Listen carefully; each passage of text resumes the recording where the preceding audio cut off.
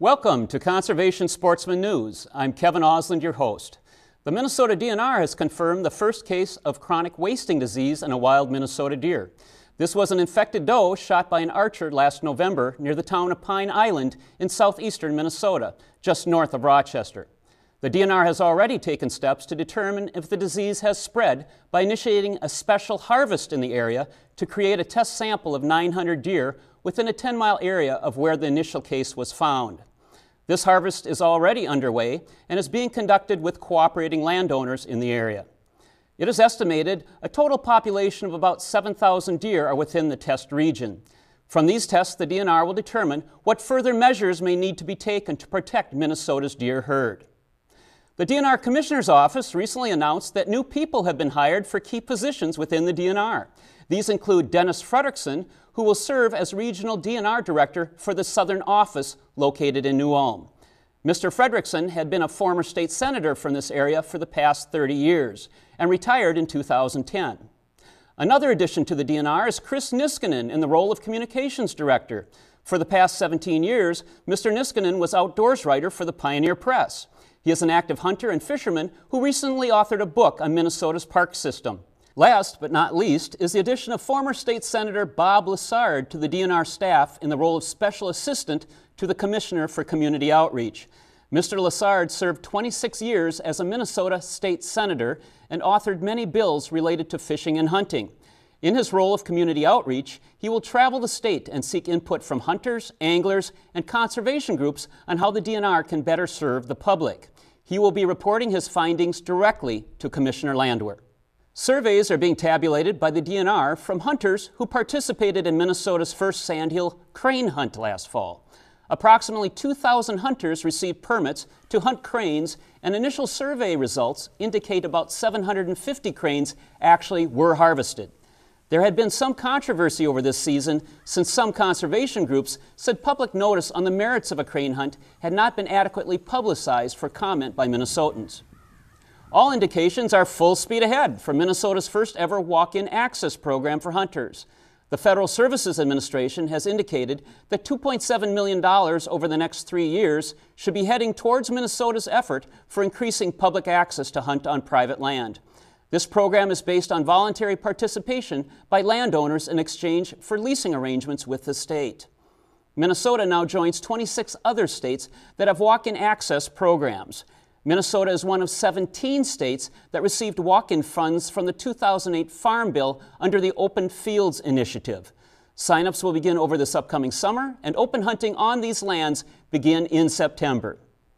Next is our Movers and Shakers segment, but first is a message from our sponsor. Your outdoor adventures begin at the Northwest Sports Show, March 30th through April 3rd, with the best selection, brands you want, and the best prices of the season. See Duma, the water skiing dog. The Sports Show. NorthwestSportsShow.com.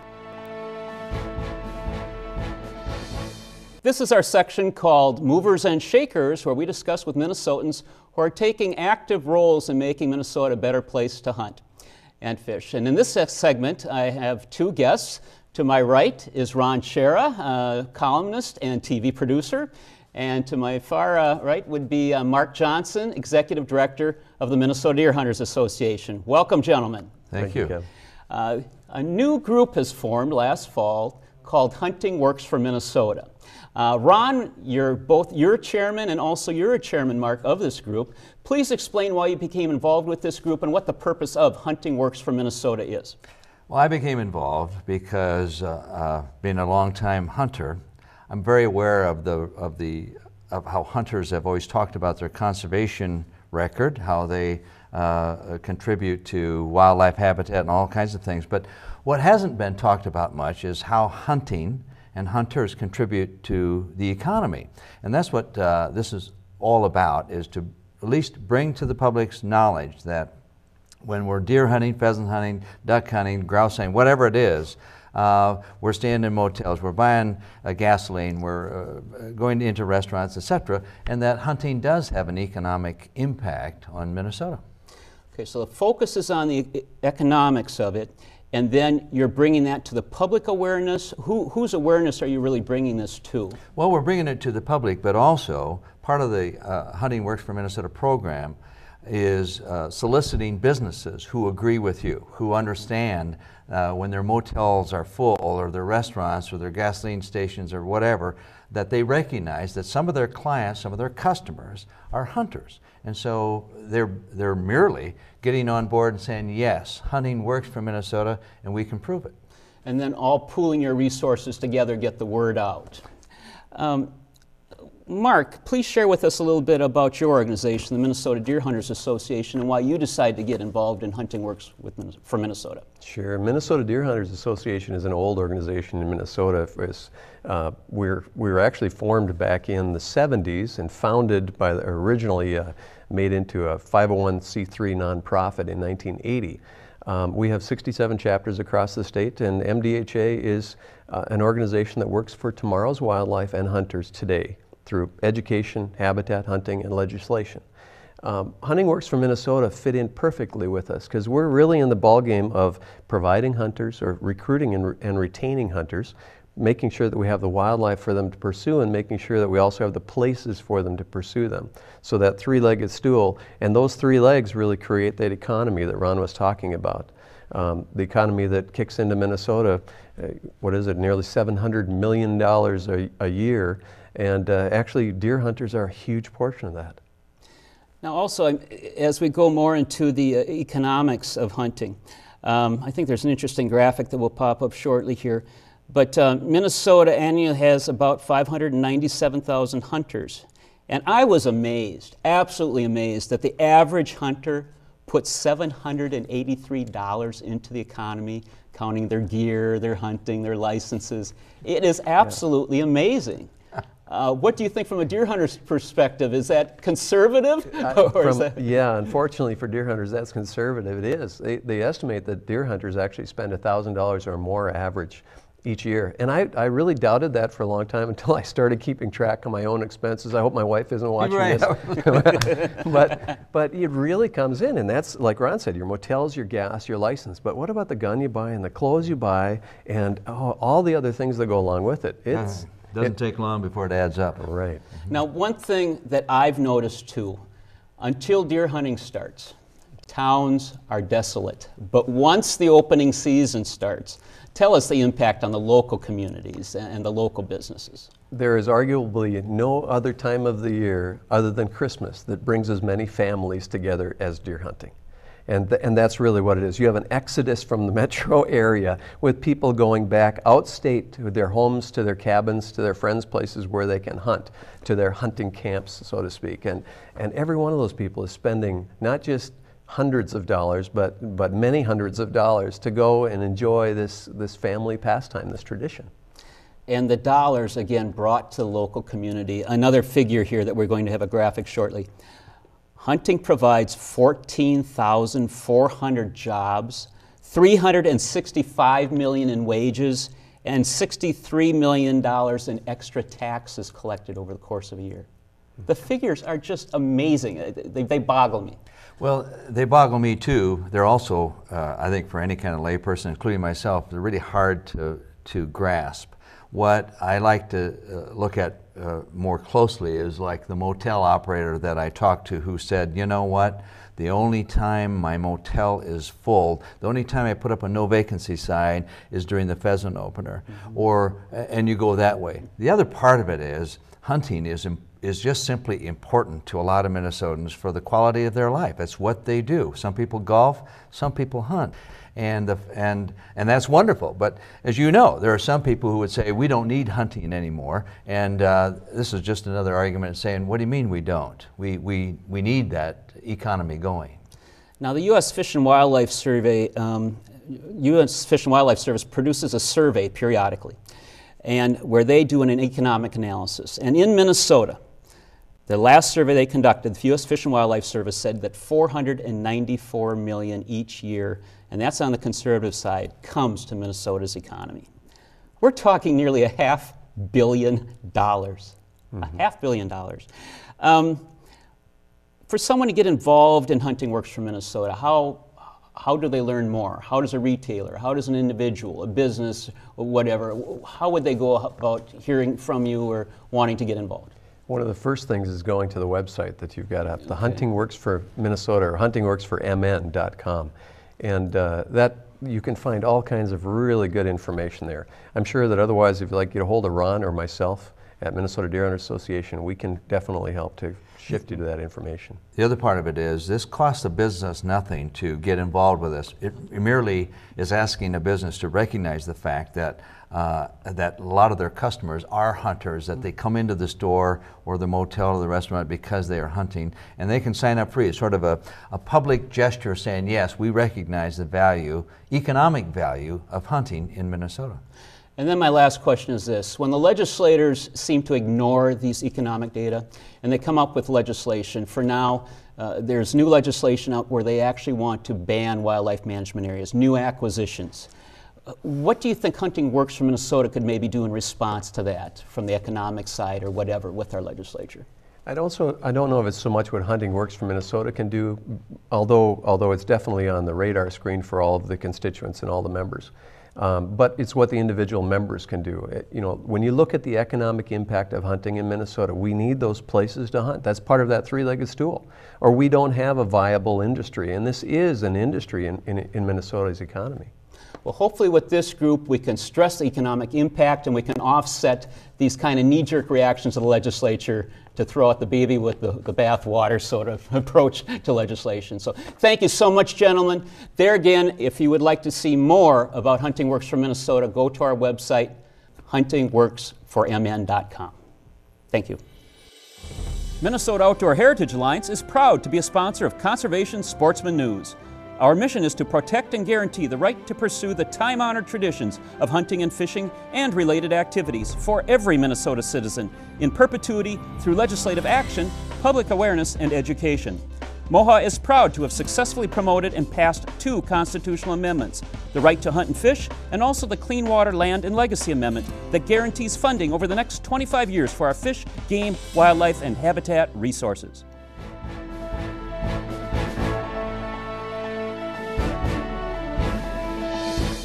Welcome to our segment called Legislative Topics. This is when we bring legislators from the state capitol to discuss hunting, fishing, and conservation issues.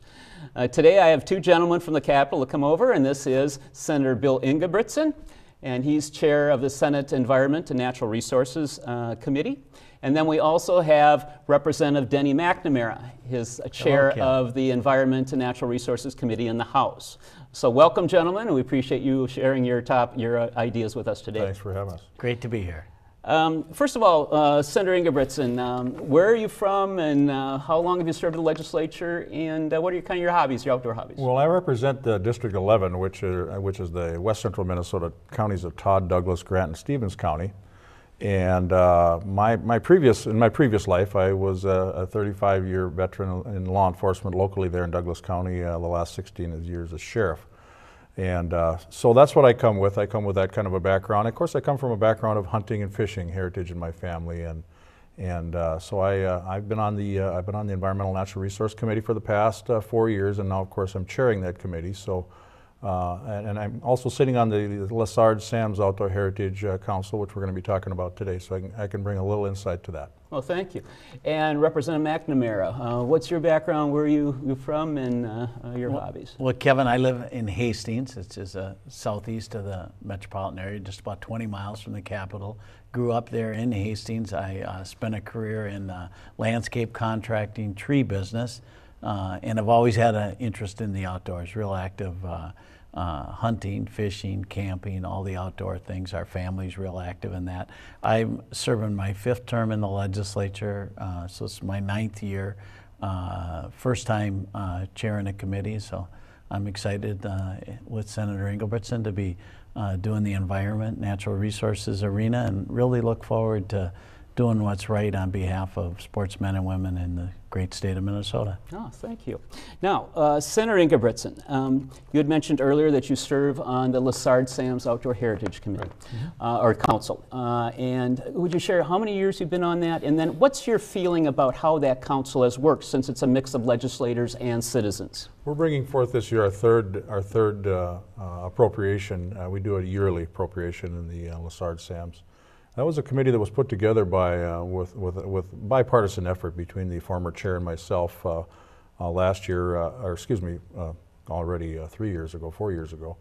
And we find it working very well with the experts. I call them experts that are actually the citizen members on these committees. We have, of course, 2 senators, one from each party and one from each party on the House.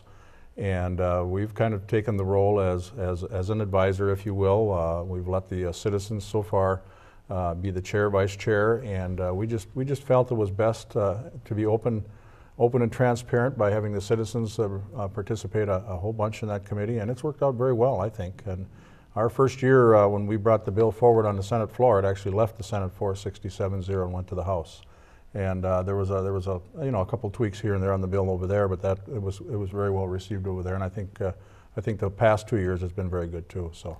Now, my understanding is that bill has already gone to your committee, and would you tell us the status of that bill, and what was the total dollar amount roughly of the project? That's correct. I sponsored that bill. That's about an $86 million expenditure, and there was only one amendment that was offered, and that was regards to the seed growing of the ecosystems. We did a little work on that, and it's something that's been ongoing. There's been discussion over the years on these these restoration projects of trying to get the seed to grow within a reasonable mile, if you will, of the projects, and some legislation needed to be changed there, and that's what that took care of. And then Representative McNamara, now you have 2 committees. One is a legacy committee that I guess hears the projects first, and then it'll be going to your committee. Could you just share a little bit briefly what the legacy committee is about? Why do they have that? Well, Kevin, in the House we have a division of our committee, of the Environment, Energy, and Natural Resources Committee. We have the Legacy Division, which is chaired by Representative Erdahl, and we will hear in that division the different parts of the legacy funding, including the outdoor heritage part, which, like Senator Engelbertson, I'm the chief author of the Lessard Sam's Outdoor Heritage Council's funding request. And so we'll bring that forward in our division, in the legacy division of the House, hear it there. If it's modified some, it'll be modified in that committee potentially. Then it'll be moved on to the Environment, Energy, and Natural Resources Committee that I chair, where it will then be heard and move forward from there. So a little bit different process than Senator Engelbertson, but quite similar, really. And I think that part of the legacy money, the Lessard Sam's, has worked really well. As the senator said, there's been very little change in that bill when it comes forward. So it's a good process. I'm hopeful that maybe the other parts of the legacy funding, the clean water, parks and trails, and potentially arts, will learn from the model that Lessard Sam's has laid out. And maybe we can do a little better with those parts of that money too. A major concern recently is some legislation that's recently been introduced. And actually, it sounds like it almost would be a ban on future acquisition of wildlife management areas. I know there's some other aspects of this bill, but I'd like your perspective, Representative McNamara, what you think about this bill and no net gain, and where do you think it's going? Are we not going to purchase any more wildlife management areas? Well, Kevin, I certainly don't support stopping buying land. I know we need to buy good land when we get opportunities in specific spots. We're going to continue to do that. There is a House file. We're going to hear it tomorrow morning. It says no net gain of land. We actually have another House file that says no net loss of hunting land. We're going to hear them both and have a good discussion. I think we're going to look at a lot of land that the DNR owns is in northern Minnesota, and maybe it could be managed better.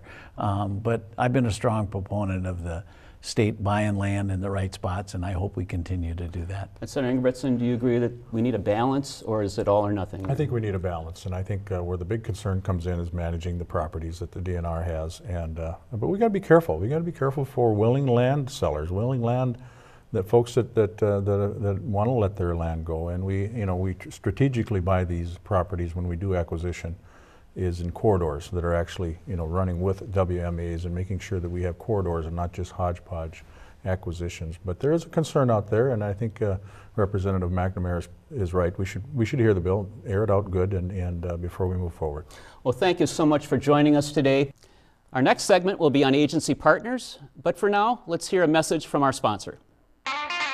Your outdoor adventures begin at the Northwest Sports Show, March 30th through April 3rd, with the best selection, brands you want, and the best prices of the season. Save on everything from boats to outdoor gear to travel. Meet Russell Newberry, Star Deck boss from Discovery Channel's Deadliest Catch. The Northwest Sports Show. Down to the sports show. March 30th through April 3rd at the Minneapolis Convention Center. The sports show. NorthwestSportsShow.com.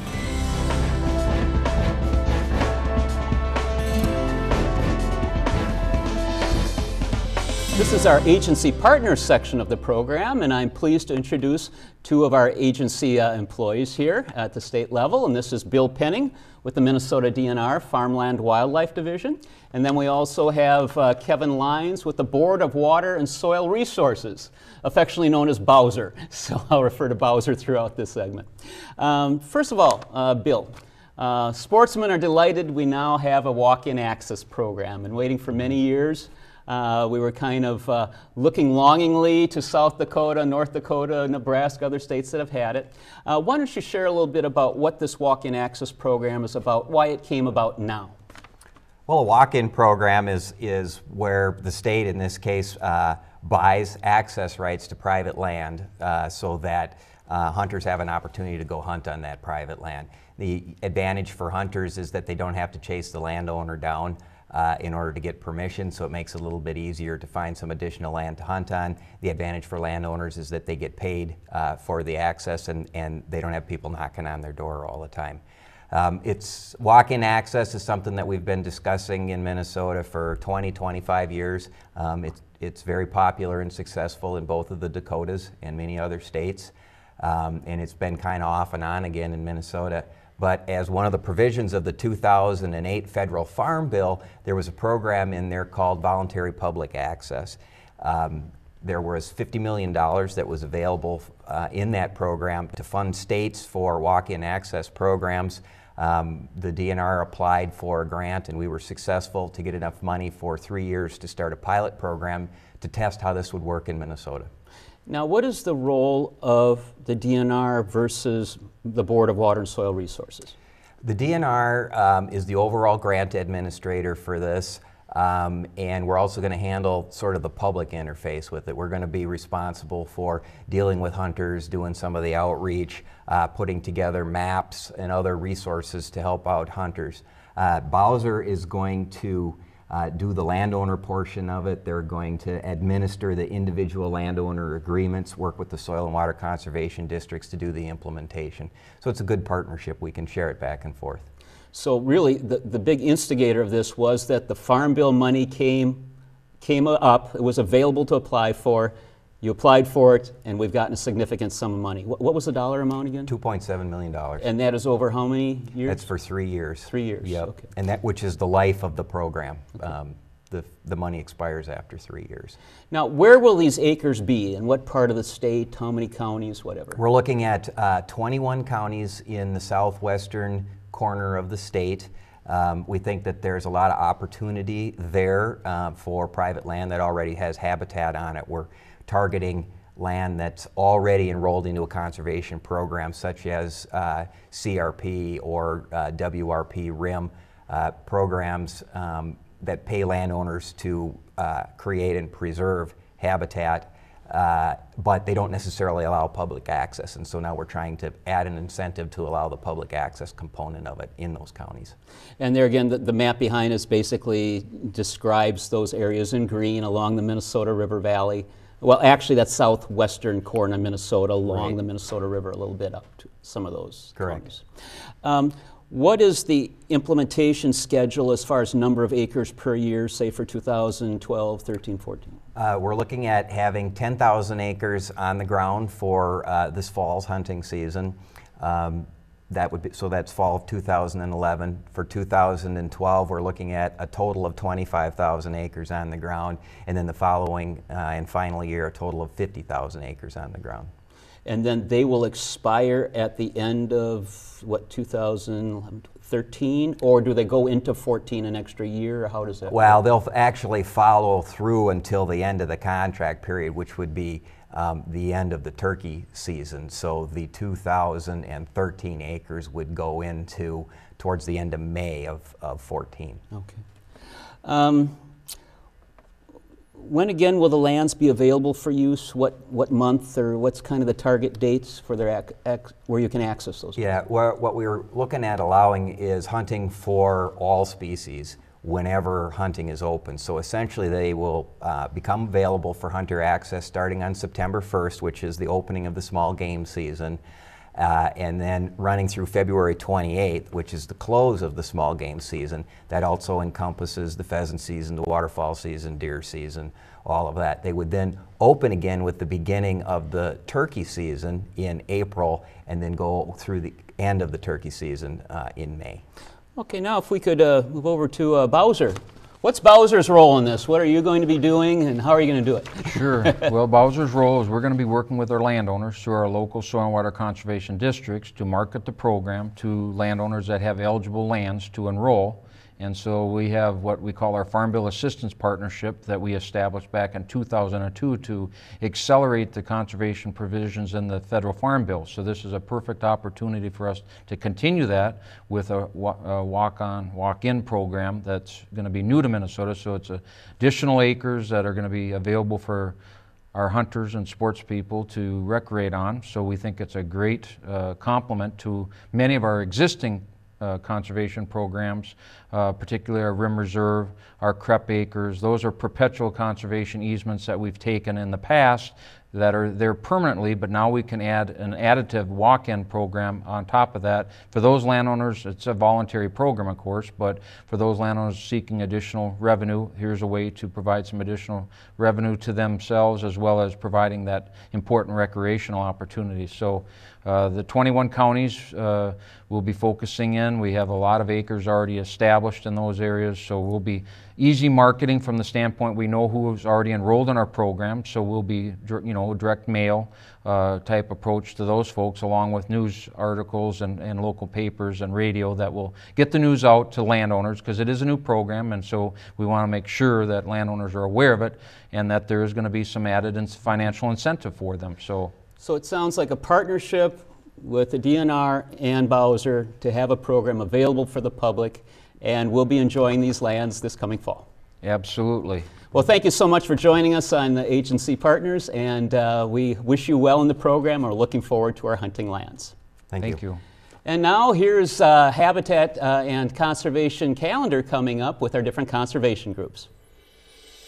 Here is the conservation calendar provided by Outdoor News. Also, see their website at outdoornews.com.